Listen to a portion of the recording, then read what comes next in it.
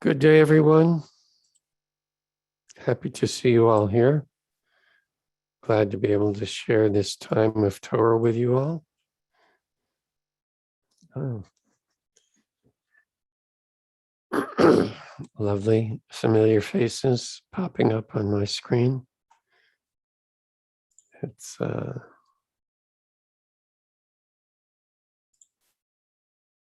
we go.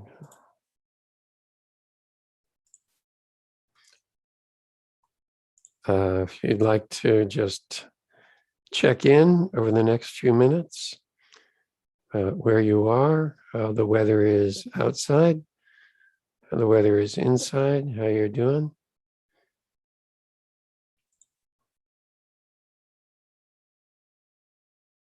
We'll begin with our text in just a little while.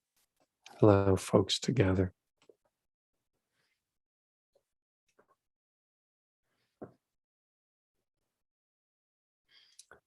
So I was davening early this morning. I was looking towards the southwest and saw the moon just making its way towards the west, just that little bit past full moon, telling me that it's 2 weeks from today that we will be observing Rosh Hashanah, that we're on the downward slope of Elul, Vidodi Li, my beloved is mine. That this may be a time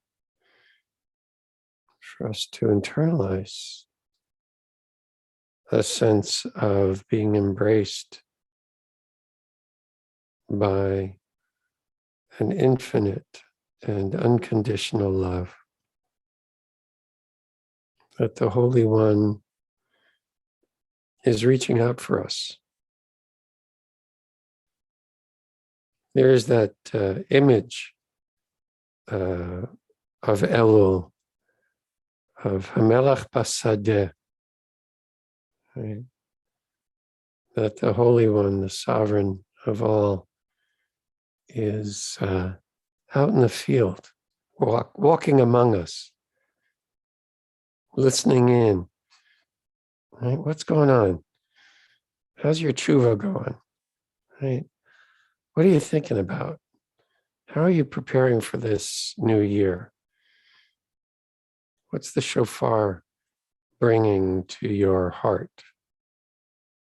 How are you engaged right now?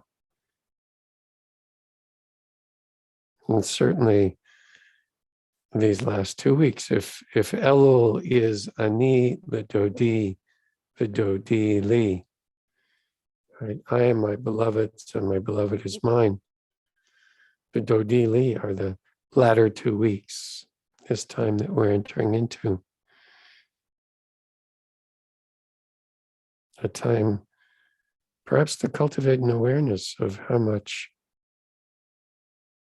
God wants us, God loves us, God needs us,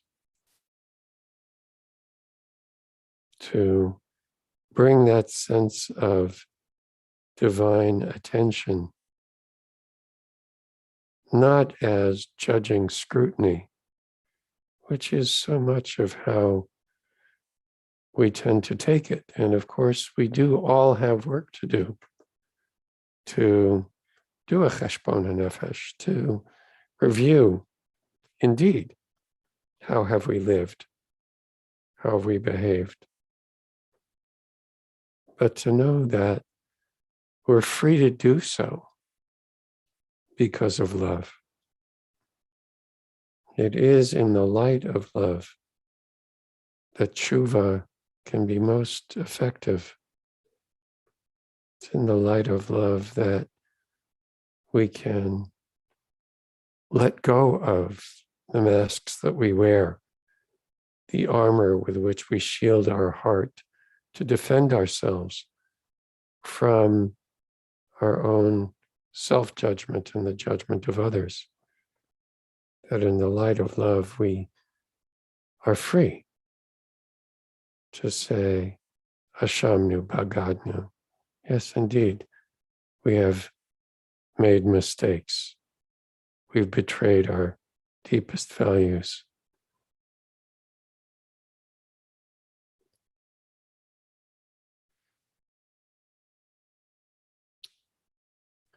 So we can bring that with us into our study today.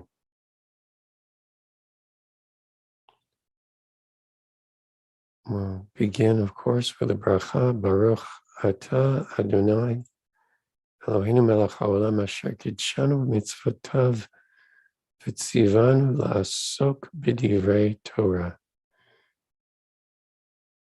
La'asok b'divrei Torah.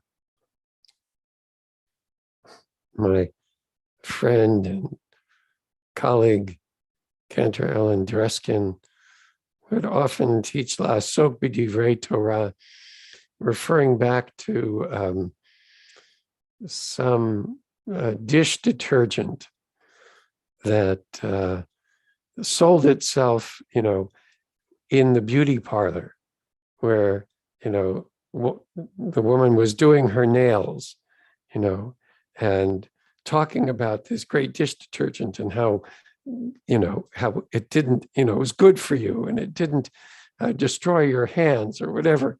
And, and the line was, you're soaking in it right now, right? So la'asok b'divrei Torah, in that sense, is, to be soaking in Torah. But I want today for us to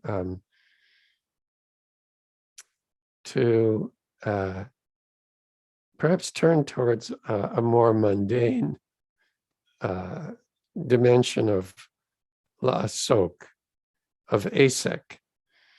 Asek, certainly in modern Hebrew, is a business undertaking.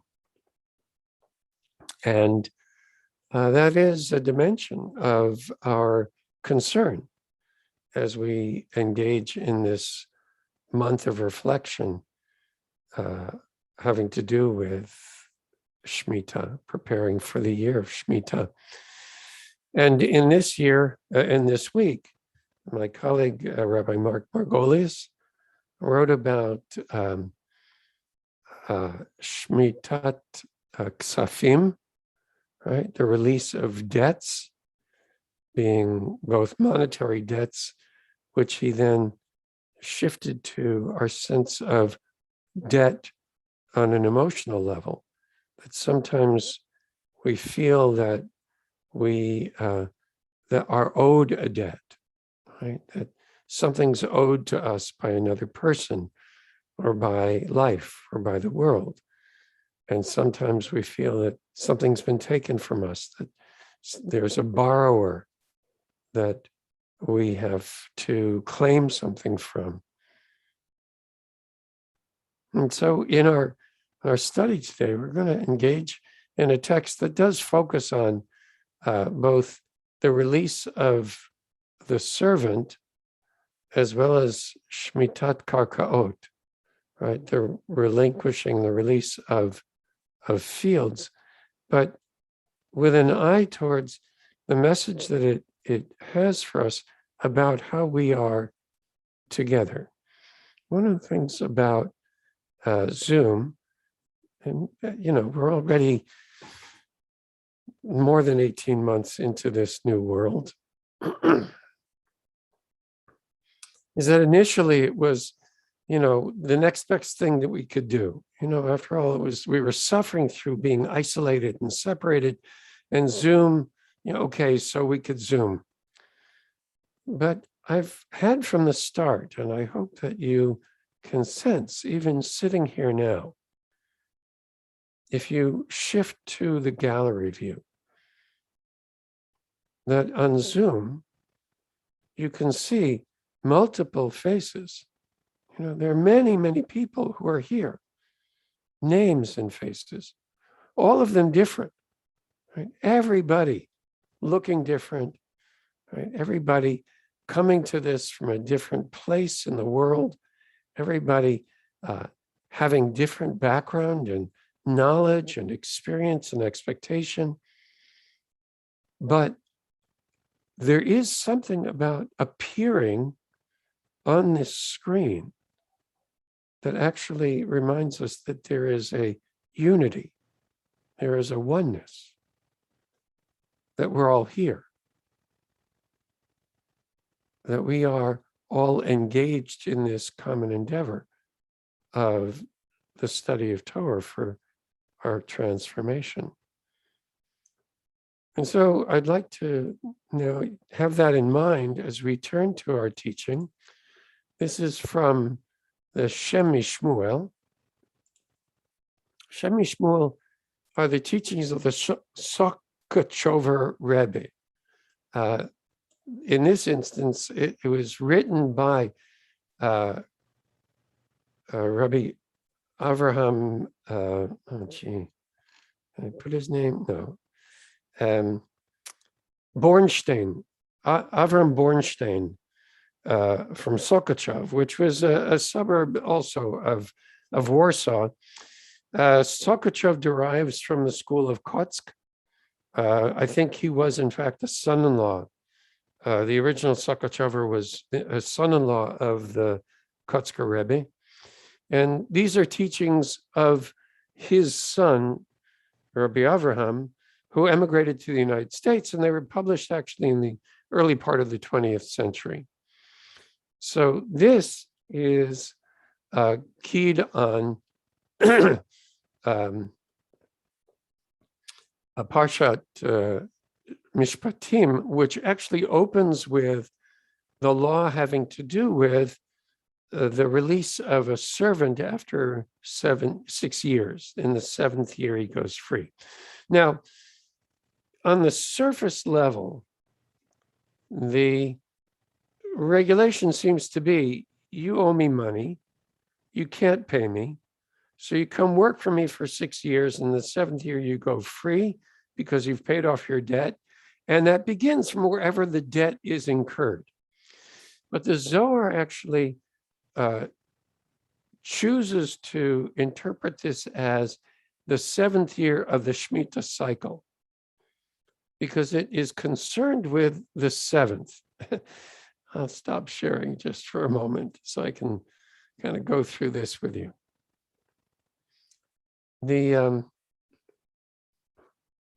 Zohar is very much concerned with working in the dimensions of the Sfirot, the process of emanation of divinity from the infinite one to the multitudinous infinite multiplicity of this world.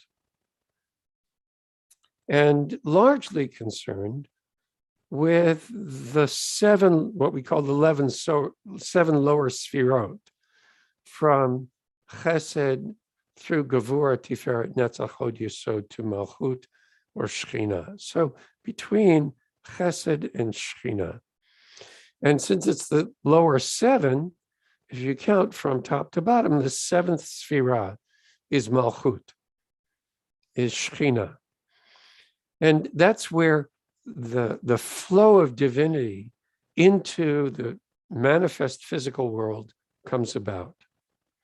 But it's also where our prayer, our avodah, our engagement in the world for the sake of goodness returns as a reciprocal flow of good to connect with God. So again, it is this constant cycle of the flow of love and good from God and the return of our flow of love and goodness to God as our avodah. So the 7th is of very much concern to the Zohar, and it identifies the 7th here, the 7th year, with Shechina. And the teaching that this passage begins with is that because we as Jews are connected to and acknowledge Malchut, that is God's sovereignty, through our particular devotions, that's our way of acknowledging divine sovereignty. We recognize God's Malchut, we connect with Shekhinah, we can rest in Shekhinah, in divine sovereignty, in the 7th year. So once again, we will go back to our text and see where the Shem Shmuel takes this. So, Uva Shvi'it Yetze L'Chovshi Chinam. Right? When you acquire a Hebrew slave, he shall serve for 6 years. In the 7th year, he shall go free. It's a L'Chovshi Chinam, without payment. That is, the Torah understands his work was paying off his debt. He doesn't get paid for the 6 years of his work. The Zohar understands it otherwise in a different way. That actually, without having to pay for the rest that he gets. And it keys on the land shall rest. Vishavta haaretz. The land shall rest. Vishavta haaretz. In that repose of the land, slaves must rest. So in the 7th, he shall go free with no payment. That is, the land and 7th. So Shekhinah is also Eretz, or Eretz, so Vishavta haaretz, the earth, the land shall rest, Shekhinah shall rest. Uva Shvi'it, in the 7th year of Shemitah, the land rests, Shekhinah rests. Also in the 7th year, slaves must rest. They rest in Shekhinah without payment, right? They don't have to do anything in order to have the repose of connecting to divinity in Shekhinah, through Shekhinah. We understand from this that the 7th year does not refer to our mundane years, but rather God's 7th, that is Shekhinah, divine sovereignty, Malchut, the 7th of the lower 7 midot. Nevertheless, this speaks as well regarding even the mundane 7th year, that is Shemitah. So we're going to be working on both levels, right? And you have to keep that in mind, that we're going to be talking about both what does this mean in terms of how we manage ourselves and experience ourselves in the year of Shemitah, in the year of release, where we're letting go of our possession of things, but also what is the rest that we experience, and how does that happen on a spiritual level? How can we be working in both of these dimensions? So let's explain. The sages taught, you shall love your neighbor as yourself. Zeh klal gadol b'Torah. This is a foundational principle of the Torah. And the reason, as explained in the holy books, is that on the inner spiritual plane, de be pnimiut, right? Hang on. I want to close. Oh gosh. Forgive me for a second. I want to be able to, here we go. Maybe I can do this. Here we go. That's what I want to do. That on the inner spiritual plane, de pnimiut, kol Yisrael, hem ki'ish echad mamash. On the inner spiritual plane, all Israel is fundamentally one being. Ela she bechitzoniut, right? Out externally, ha gufim mechulakim. In our bodily manifestation, we are diverse. So, internally, spiritually, bipnimiut, we are one. We are like one being, even though externally, b'chitzoniut hagufim mechulakim, we are diverse in our bodily manifestation. Therefore, to the extent that we are drawn after externalities, we will also be distanced and separated from our neighbor, right? If we are nimshach achar chitzoniut, we will be nitrachek, distanced, v'nifrad. Perud in mystical teaching in the Jewish spiritual tradition is the opposite of yichud. Yichud is unification. Perud is separation. It's often they'll quote from Psalm 92, the Psalm for Shabbat, Yit pardu kol poale aven. All of the workers of iniquity will be scattered. They will be separated one from the other and scattered to the ends of the earth. Ulehepuch, right? And in the opposite way, kshadam nimshach achar pnimiyut shabo. When we are drawn toward our innerness, when we cultivate our spiritual life, in the same manner, we are unified with the totality of Israel, Klal Yisrael. And here we have that same sense, right? Is that Klal Gadol BaTorah, right? Loving your neighbor is a great principle of the Torah, but loving your neighbor, that is being drawn towards our innerness, our spiritual life, our inner awareness of our non-separation from everyone, Ze Klal Gadol BaTorah, we can connect to Klal Yisrael, the totality of Israel. And in that way, loving your neighbor as yourself is a Klal Gadol BaTorah, a great principle. That this is a mata binyan. It's a lovely phrase, a mata binyan, right? It means a measuring stick. It's the way we measure ourselves. Kama hu nimshach achar pnimiyut, right? The degree to which we love others and sense ourselves connected intimately with all others. And here he's talking about Klal Yisrael, but I think that we want to also consider the potential of feeling connected and interconnected and interdependent with all others. The degree to which we experience that, the degree to which we are drawn to our inner awareness, we can sense that by how much we love others and sense that oneness as the goal of Torah, Matarat HaTorah Kula, right? The totality, the goal of Torah overall. V'afshar, the Hainuhach. And it's possible that this is also the sense of what the Talmud is teaching. The Kol Torah Kula Mibnei Darkei Shalomi, that the whole of Torah is concerned with paving paths of peace, right? Dracheh Darchei Noam.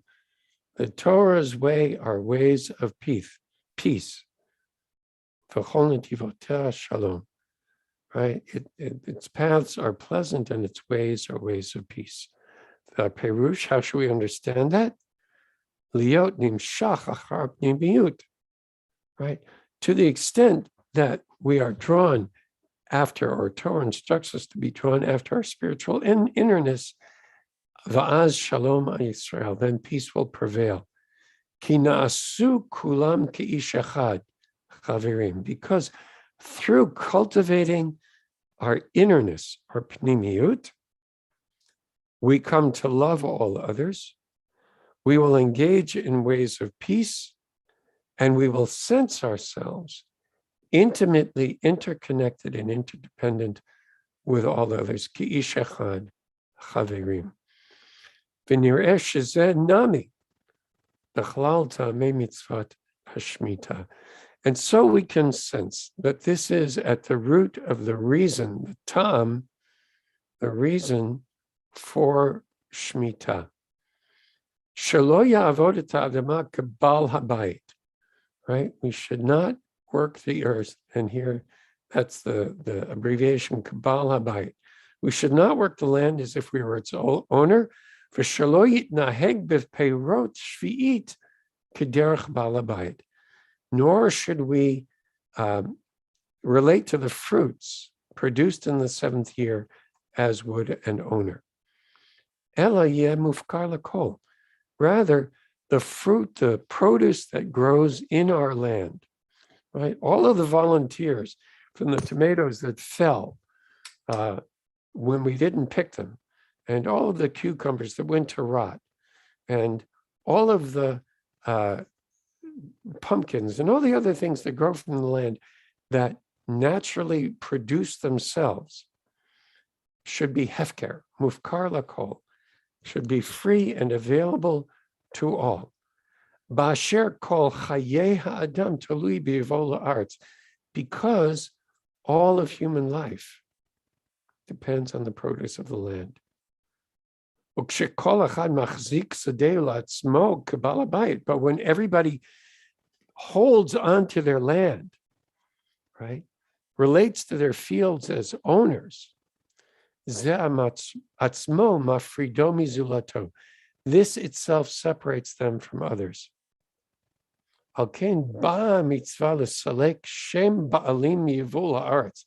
love this phrase, l'salek shem ba'alim. The mitzvah of Shemitah comes to remove the title of ownership from the produce of the land.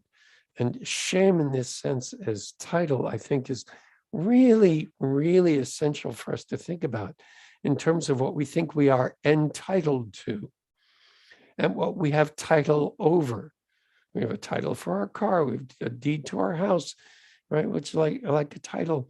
We have to do a title search to make sure that the house is free and clear. I own this.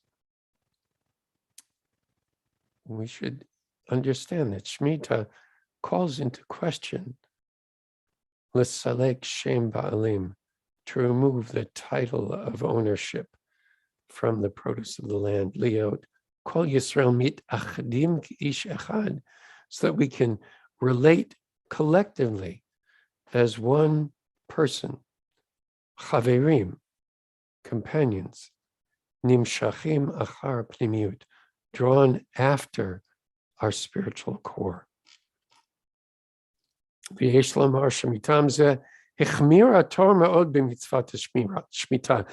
why Torah was so strongly teaching about Shemitah, because it even to the point of exile for abrogating Shemitah. And he says, even though this is really no more than a negative commandment and not otherwise subject to extirpation or capital punishment, rather, Ela Machmat Shehi Ikar, this mitzvah is the essence, the Klal Gadol BaTorah, a foundational principle of the Torah, Shezoi Matarat Kol Torah Kula. The whole of Torah, the Shema Shmuel is teaching us, is to cultivate our sense of pnimiut, of the essence of our inner being, and not chitzoniut, not externalities, not what we claim title to, not what we hold on to as our persona that we project into the world that separates us from everybody, but the whole of Torah. The Klal Gadol BaTorah is to come to experience and understand our non-separation and oneness with all, so that we can truly live V'ahavta l'reacha kamocha. So we can live, love your neighbor as yourself. V'nei b'tam shmitat ksafim. This applies as well to release of debts. This, my father, my sainted father, the Sopiretora Rebbe, cited the verse, Eved loveh leish malveh. Right, the rich rule the poor, and the borrower is an eved, a slave to the lender.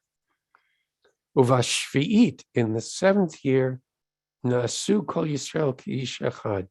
We all become as one person. V'alkein, kamo shebi'ish echad lo sheyach lomar shekatzato hu eved lekatzato. Thus, in the same way that we cannot hold that one part of a person can be indentured to their other part. That is, my feet are not slaves to my head.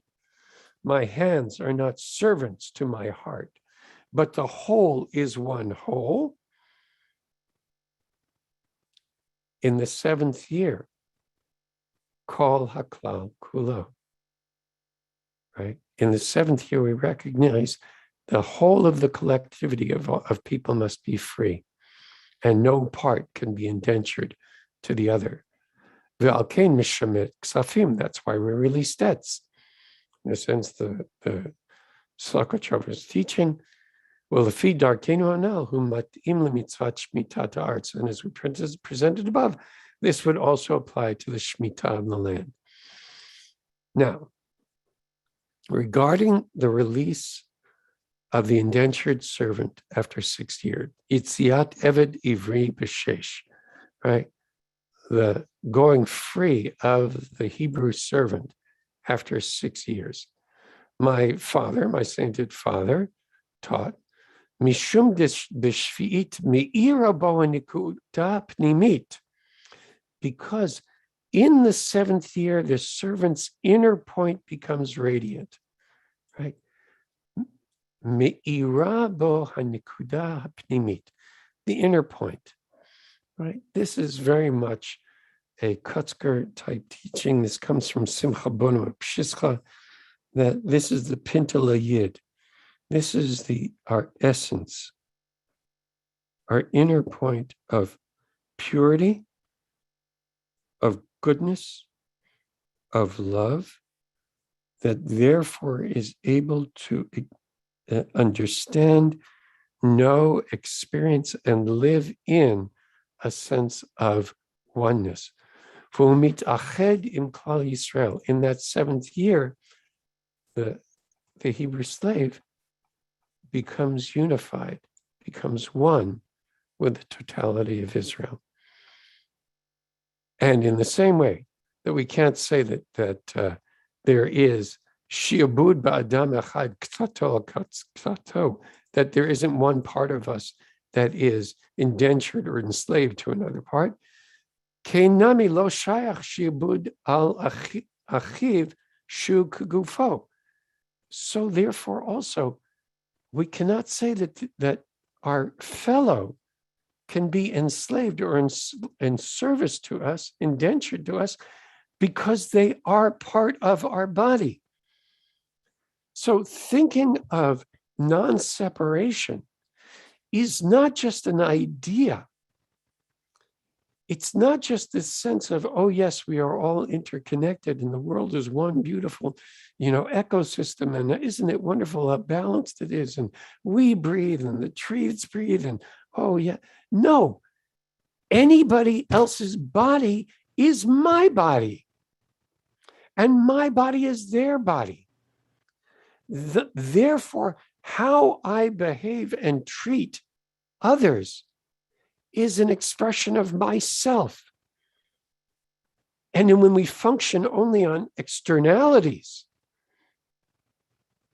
right, chitzoniut, how things look on the outside, that's when we get perud, separation. So this person looks weird, they're covered with tattoos. This person looks strange, they have shaved heads and piercings. This person is like me because they're transgender. This person isn't like me because they have a different color, right? Oh, all of those externalities are important for recognizing this is a person standing in front of me. But every time the externality becomes the foundation for how I relate to them, I have separated divinity from the world. I have undermined interconnection and yichud.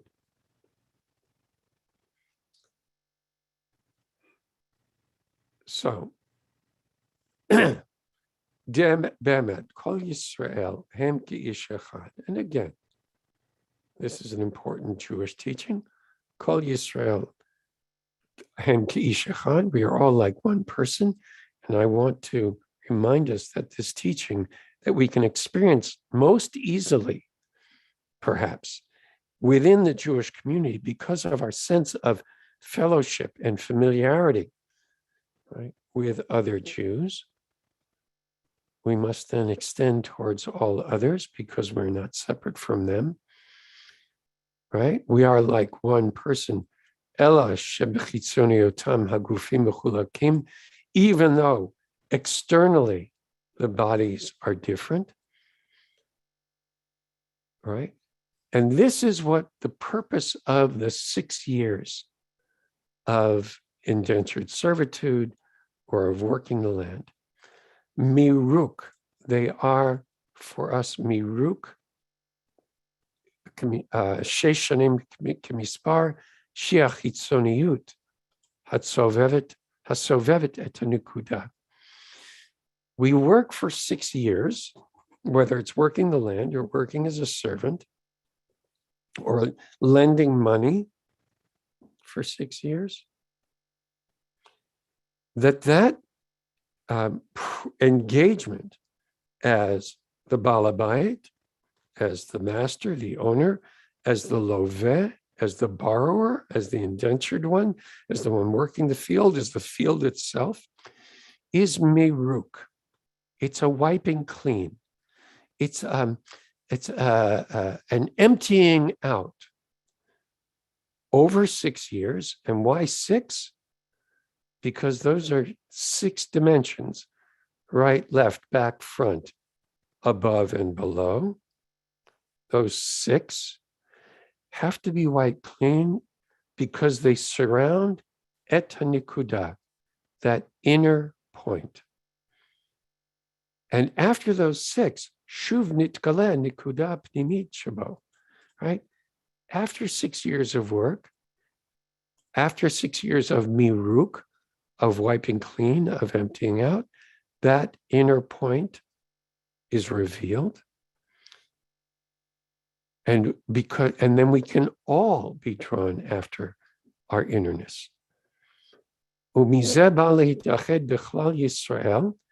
that way, we are all free in the 7th year to connect with and become one with the totality of Israel, and to fulfill the V'ahavta l'reacha kamocha. And now he cites this lovely verse from Proverbs. Oh, k'mayim panim el panim, ken lev ha'adam el ha'adam. Just as face is to face in water, so is the human heart drawn toward another heart. We are drawn to another, mitoreret bezulato avat elav, right? Through this process of miruk, of wiping clean, of letting go of externalities, the inner point can be revealed. It can become radiant. We can love others as ourselves, and we are drawn in love towards all others. And in that way, mimela nistalek shiabud rabo mimenu. Because in this experience of love, of the nikudah being revealed, the sense of being indentured or serving a master is removed from the master, because naaseh im rabo ki'ish echad, because he becomes one with the master, one person, not separate. Not the head is the master of the feet, or the heart the master of the hands, or vice versa, but rather all is one. And that explains the Zohar, that in the 7th year, Yetzi l'chofshi chinam, right? In the 7th, we become truly free. And there is no debt, right? Because we all now enter into that experience of oneness through Shekhinah. And that applies as well to the year of Shemitah. And I want to finish in these last few moments with this concluding piece, which is very much like the Kotzk, like the Sfas Emes, which also derives from Kotzk. He brings it back to Shabbat. V'yesh lamar dezeh namihu inyan Shabbat. This is similarly having to do with Shabbat. Shachar sheshet yemei ha'maseh, after 6 days of active creative endeavor. Those 6 days, shu miruka chisoniut nitkale pnimiut, right? Those 6 days of maaseh is the wiping clean, is the emptying out from the externalities in order for the innerness to be revealed. And in this way, Na'asim kol Yisrael ki'ish echad. We all become like one person through Shabbat. V'zeh shamru b'Zohar HaKadosh Shabbat hi raza de'echad. Shabbat is the mystery of one, right? The mystery of one, in which all becomes one. Right there, the imagery is that Shekhinah mitachedet in Doda. Shekhinah becomes unified, becomes one with her beloved Tiferet, the Blessed Holy One. And there is wholeness, oneness everywhere. But it is the mystery of one. Shabbat is the mystery in which we can experience non-separation. When those external forces are removed, the innerness is revealed. And so all Israel are unified, mitkashrim b'shosham, and are bound together in their root. And now he quotes this mystical poem that some people recite on Shabbat, written by the Ari, Isaac Luria, Asader Sudata, Revu Yatir Yaske Le'ila Min Dargei V'Yasev Bat Zugei Dahavat Prisha, right? So generally it means now freed, he ascends on high, higher even than his previous degree, returning his beloved, his partner, who had been separated, previously separated. I think he playing here as Rabbo Yatir. The master is freed, as well as freeing the other to then ascend beyond his previous dimension, previous degree, to then bring Batsuge Davat Prisha, that part of us which had been separated from us because we were too bound up in externalities, now returns to us. And he explains Prisha, this separation. Hainu Prishut Shosheshet Yom Maaseh. This refers to the separation of the 6 days of the work week. That is a time in which we sense some separation, where we're distracted by our daily affairs and having to do and make. That it is through these 6 days, nit marka chitzoniyut, the externalities are wiped clean. V'apnimiyut ole ola mitkasher lamala mala, and the inner spirituality can ascend and be connected on high. So what's this got to do with our observance of Shemitah? One, that last piece tells us that our observance of Shemitah is something that is ongoing in every year, not just the Shemitah year. It's something that we experience throughout the week. The week can be one of distraction. We come, we go, we have to shop, we have to work, we have to do. There's TV, there's the news, there's everything that just keeps us engaged in externalities. But if we can, during the 6 days of the week, while engaging in these externalities, recognize them as externalities and turn inward to cultivate the pnimiyut, then the inner nikuda, their inner point, can become radiant on Shabbat when the externalities are removed. The having to do is done. I think there's something also very important for us in terms of our observance of Shemitah, the practice that we're calling ourselves to, is all the ways in which our society has been structured over time through externalities to keep us separate. The externalities certainly of race. the externalities of gender, the externalities of culture, of regionalism, of background, of religion, that are used in order to create a structure of separation within our society. Structures that keep some people from having access to what is necessary for them to feel free to be connected to all others. So there's work that we have to do, all of us, in whatever station we find ourselves, of recognizing where, according to or by our externality, we have been given privilege and therefore being balabayit, right?